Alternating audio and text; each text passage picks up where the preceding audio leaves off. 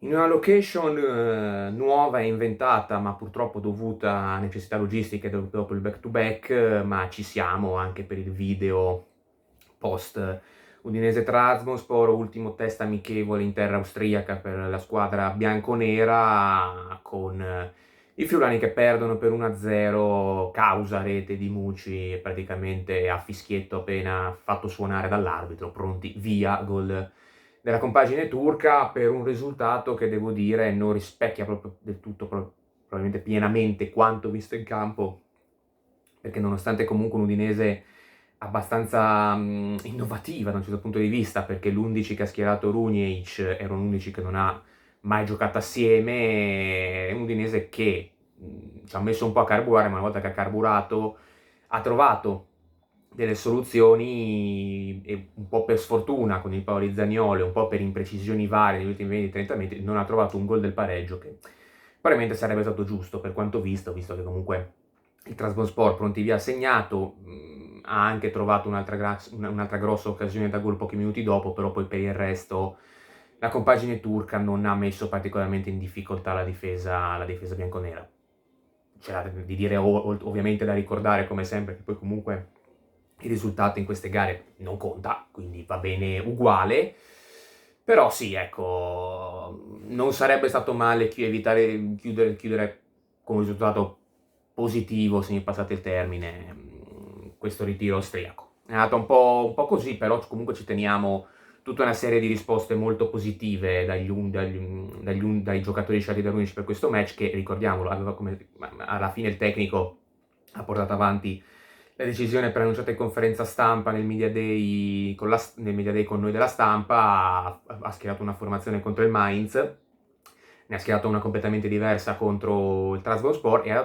oggi ha dato molti più minuti rispetto alla gara di ieri a che è sceso in campo, perché ieri si è visto un momento di appannamento oggettivo in avvio di ripresa, tanto che il Mainz ha sfruttato quel momento di appannamento per segnare le due reti del pareggio. Quest'oggi quel momento non c'è stato, che è sceso in campo ha tenuto comunque una certa lucidità e brillantezza per più minuti, e quindi atleticamente parlando le risposte sono positive, anche da un punto di vista di applicazione tecnico-tattica, poi con qualche alto, con qualche basso, perché comunque Udinese alla fine, per quanto abbia trovato diverse soluzioni, alla fine poi il pallone dentro non l'ha buttato, e quindi termina comunque con una sconfitta questo test. Allora, per quanto riguarda la formazione iniziale, qui andando al sodo, Mr. Runjaic opta per, sulla carta, un 3-4-2-1, però poi abbiamo visto una formazione che era molto fluida e tendeva molto al 4-5-1, poi alla fine, con i due trequartisti che si stringevano tanto andando a formare una linea da 4 e una linea da 5, poi con le varie scalate dei compagni di squadra. Quindi ve l'elenco come fosse un 3-4-2-1 perché la distinta era così, l'ho memorizzata così, però poi si sono spostati un po' i giocatori. Piana in porta, in difesa Palma a destra con Solé a sinistra e Christensen al centro, sulle fasce Zarraga e De Bosse, cerniera centrale formata da Lovric e Miller, con a supporto dell'unica punta Buxa l'accoppiata formata da Gay e da Bayot. Ora è evidente come la scelta più originale, più sperimentale sia quella di andare a schierare sulle due fasce Bosse e Zarraga, che poi ripeto, per dire Zarraga è andato a muoversi anche molto dentro al campo. E sappiamo che il mister vede Zarraga anche come potenziale giocatore capace di agire sull'esterno, mentre Bosse comunque ai tempi dell'Angers a sinistra, nasceva come esterno di sinistra, quindi nulla di così innovativo, diciamo più probabilmente, però non so quanto sia una scelta voluta o quanto più dettata dal momento in cui i due titolari sono Voivoda e Camarà, e Zanoli in fase di recupero dal problema al ginocchio, dall'infortunio al ginocchio, e ancora non è in grado di giocare con il ritmo a un amichevole, con un ritmo partita. Arisala probabilmente è un po' appesantito dalla preparazione estiva, nella prima preparazione in Europa per lui, quindi ci può stare, ergo devi anche trovare qualche soluzione innovativa. E devo dire che Bosse su quella catena non mi è dispiaciuto nell'arco di tutta la partita, viene da un buon campionato col Torino, un semestre col Torino, che però alla fine non l'ha riscattato, e chissà che alla fine, tra i vari discorsi sui vari Guglielmin, Mlacic, Palma stesso, non sia proprio Boss a spuntarla, a restare in organico, anche perché comunque la sua capacità di giocare sia sulla fascia come braccetto, magari durante il corso della stagione potrebbe anche tornare utile. Vedremo, il mercato è ancora aperto, ma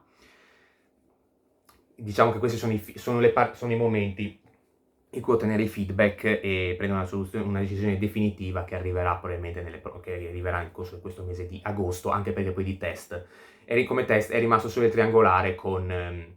Nottingham Forest e Barcellona, poi si comincerà a fare sul serio con la Coppa Italia contro il Padova. Un primo tempo dove, ripeto, come dicevo prima, il Trabzonspor parte forte, segna, sfiora anche il raddoppio, però poi si spegne. L'Udinese ci mette con buoni 20 minuti a prendere il ritmo e a prendere le misure, però poi una volta che le prende, tra le iniziative di un Lovric molto positivo, devo dire, fino nei minuti che gli sono stati concessi in questo precampionato. Comunque, qualche buon spunto di Bayo, che quando si è trattato di prendere il pallone, allargarsi e provare qualche pallone in mezzo non è stato male, e un Gueye che quando si tratta di strappare fa molto bene, poi negli ultimi 20-30 metri è quello che forse è ancora più da formare, per quanto impegni severamente in due circostanze Onana. È un Udinese che ha costruito anche dei presupposti per riuscire a pareggiarla già nel primo tempo,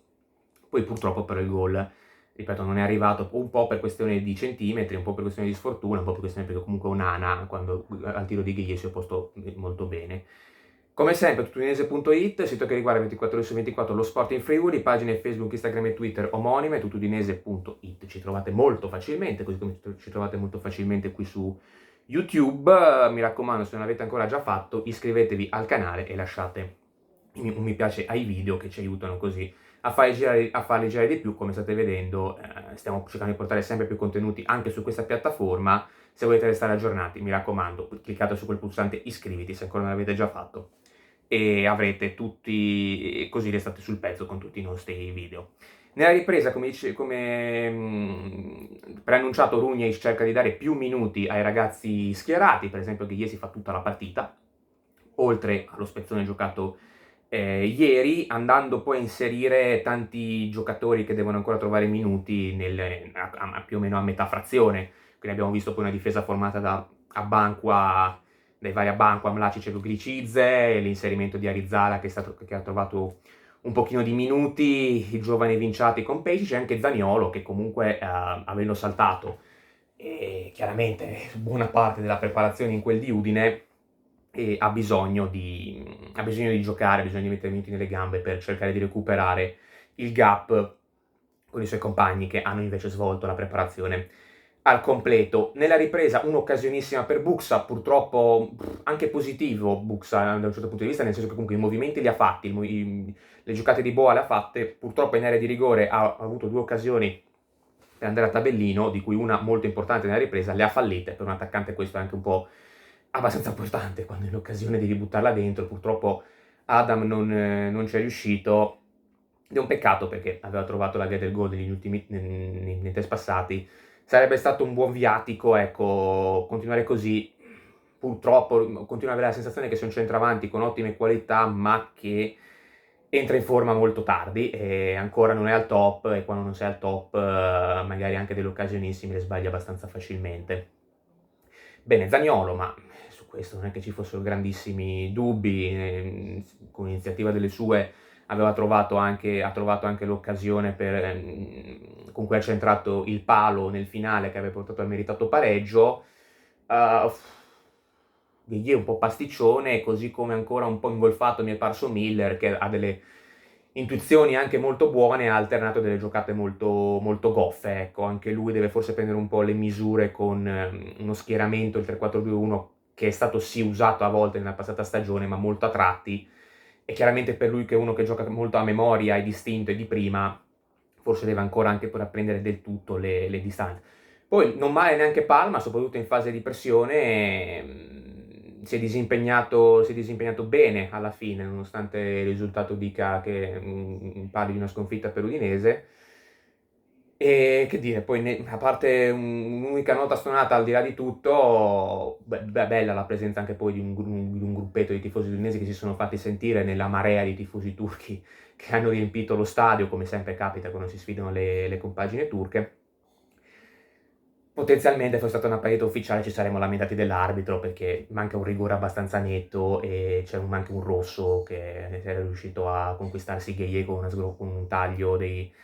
dei suoi, ma vabbè, arbitro da amichevole, così è stato, conta il giusto.